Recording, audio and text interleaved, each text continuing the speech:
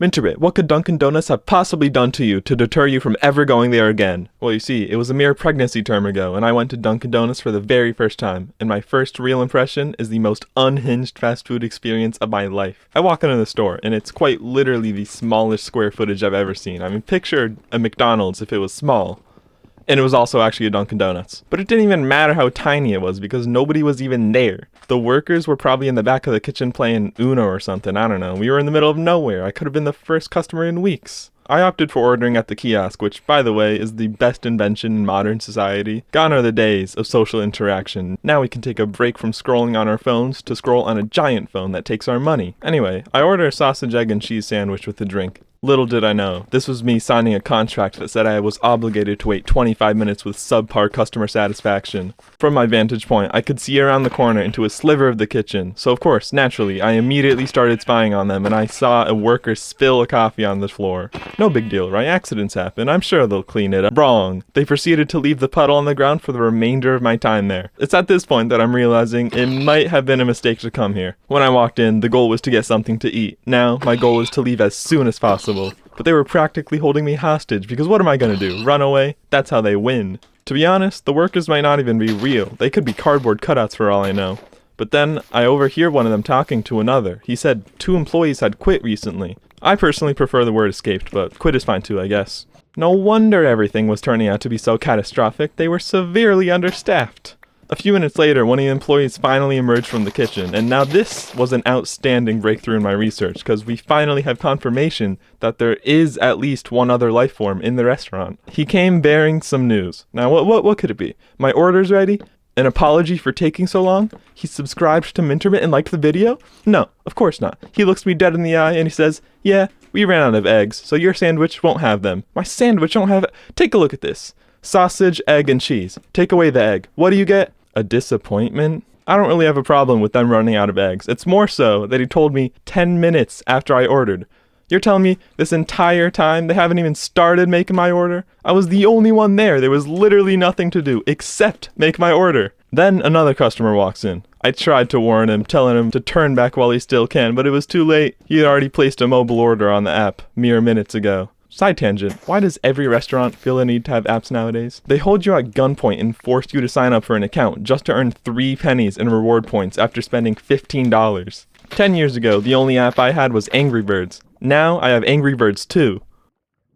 And 53 Dunkin' apps. Eventually, by some stroke of luck, my sandwich had finally arrived. I got my sausage and cheese sandwich. If you recall though, I did order a drink as well. And guess what they didn't give me? A will to live? I told the employee that I ordered a drink too, so she lets me know that she'd make it in a second. Unfortunately, the concept of time is not one of the requirements when applying at Dunkin', because I didn't hear from her for about 10 minutes after that. During this time, I peeked around the corner into the kitchen again. The spill is still there, of course, and I see a drink sitting back there. It looks like it could be mine, so I ask one of the employees, and it turns out it was for the guy who had placed the mobile order. I mean, I'm glad one of us could finally get out of that godforsaken place. Oh wait, never mind. 2 seconds later, he tells me there was a mistake in the drink he made.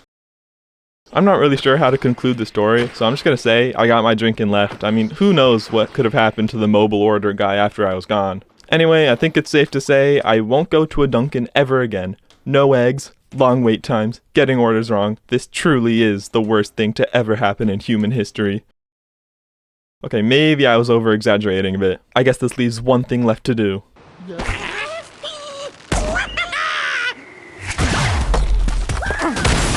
Alright, time to delete all these Dunkin' apps.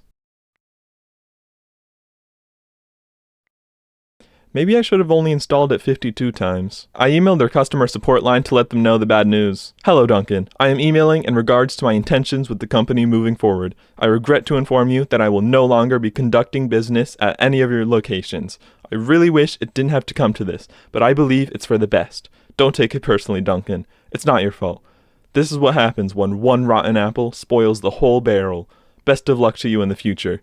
Love, Minterbit. Looking back on it, I probably shouldn't have included my channel name. If the person reading this conducts like 2 seconds of research, they're gonna find a bunch of random Minecraft videos. Oh my god, they're already taking precautions to keep me out. Oh hey look, they responded. Dear valued guest, thank you for contacting Dunkin'. We're working on your request and we will get back to you within 48 business hours. Wait a minute, this is an automated reply. Oh hey look, they responded again. Hello valued guest. Please tell us about your recent experience with us so that we can better serve you.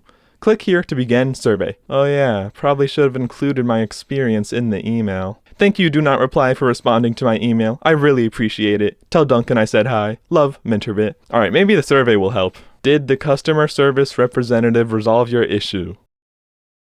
Yes. This isn't the only time I've been completely scammed by a restaurant. A few months ago, I was at the airport and I was a little hungry. I mean, airports themselves are already scams with their prices, so this experience is really adding injury to injury. I found a random bagel shop called Einstein Bros Bagels, and they were selling something called a cheesy hash brown bagel. Now, what do you picture when you hear this? Because in my head, I was expecting a bagel sandwich with a hash brown and a slice of cheese on it. Sounds simple enough, so I went ahead and ordered it.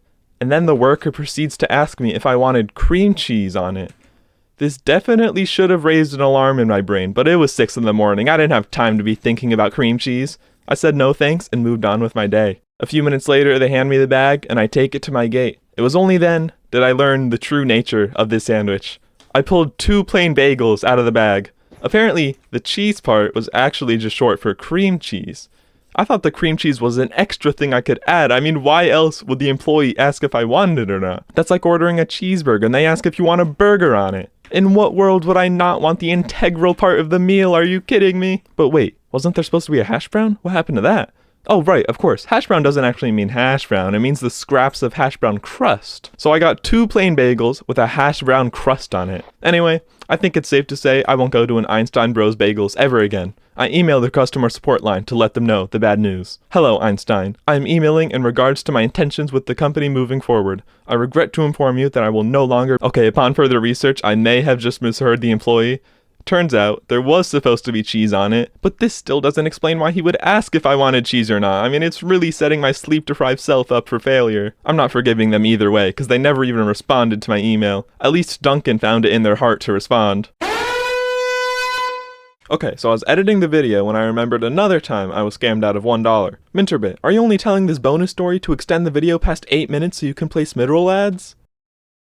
Anyway, so I went to a school event and they had a concession stand with all the stuff you'd expect. Chips, pizza, soda, candy, and I wanted some lunch, so I went up with $5 in my pocket. I asked them for 1 pizza and 1 soda, and these were $2 each, so I was only spending 4 of my $5. But then the volunteer working the stand enlightened me with a deal. There was a combo on the menu that costed $5, which included 2 pizzas and a bag of chips. So I'm thinking to myself, I guess I could spend an extra $1 to get a good deal on the food, right? So I hand over my $5, and I'm a little disappointed that the combo didn't include soda, but it's fine, because I'm getting a deal, right? While they're grabbing my items, I take a glance at the menu. 2 pizzas and chips combo, $5, slice of pizza, $2, chips, $1.